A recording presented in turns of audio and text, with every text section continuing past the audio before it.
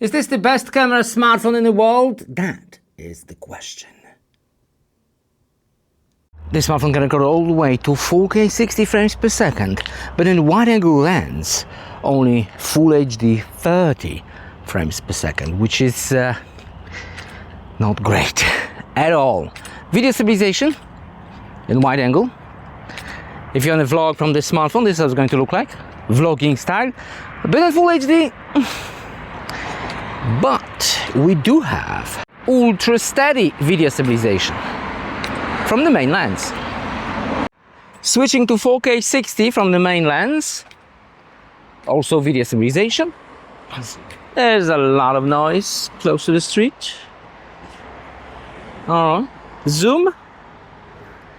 Do remember that you can compare this video quality to the many smartphones on this channel. Same place, different time. Ooh, you don't see shit. Oh, that was the worst telephoto I've seen in a while. Damn. Anyway, do we have autofocus in the wide-angle lens? No, we don't. Do we have it in the main lens? Of course we do. By the way, Mi Band 9. It's pretty cool. All right. It's a bit slow. Okay, now it's stuck. It's slow. In telephoto?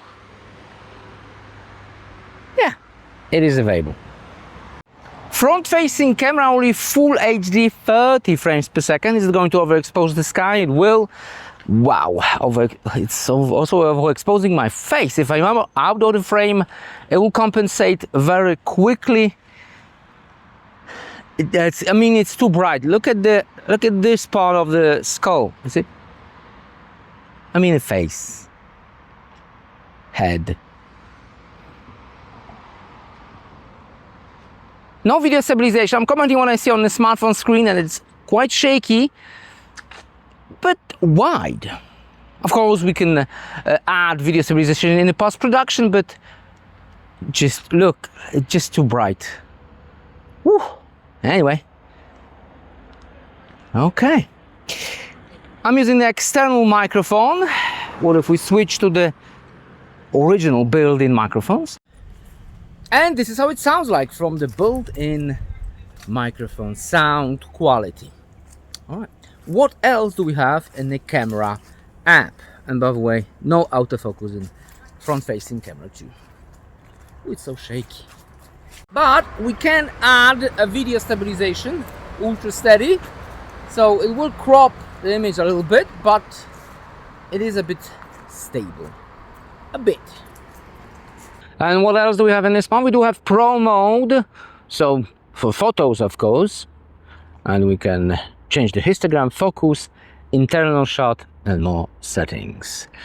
For the video, like I showed you earlier, we have 10x for 4K 60, and no zoom for the front-facing camera.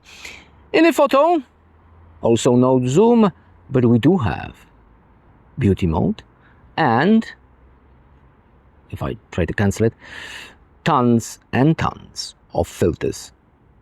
Also for a video. If you continue to the portrait mode, you can see it is very wide, so great for photos. Even with regular photo, it's wide.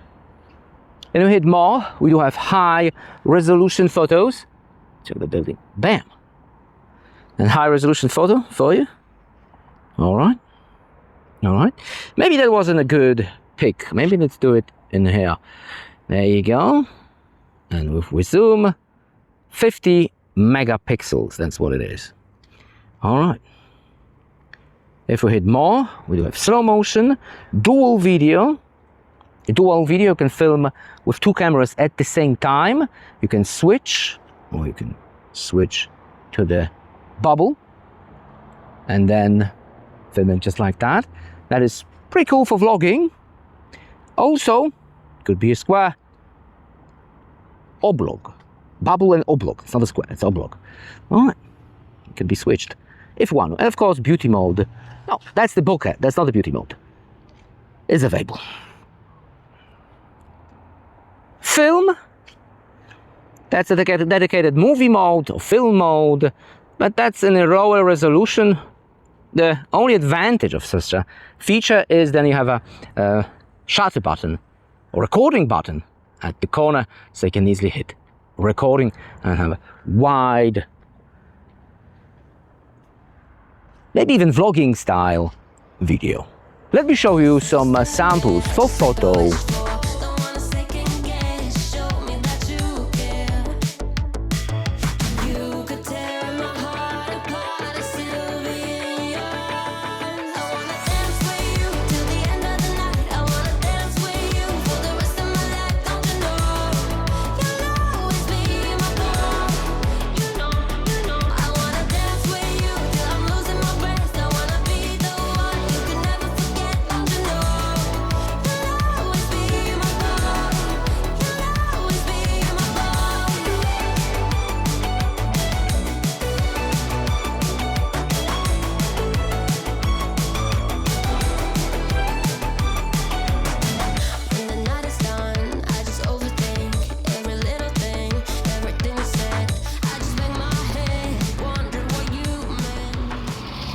So what did we learn in this video? I learned that no one cares about the video quality of the smartphone. Everyone cares about the photos. And photos are really, really good. Even, you could say, even the flagship quality. So there you go. Really good smartphone. Link in the description for a better version. A bit more expensive, but way better. See you next video. Bye.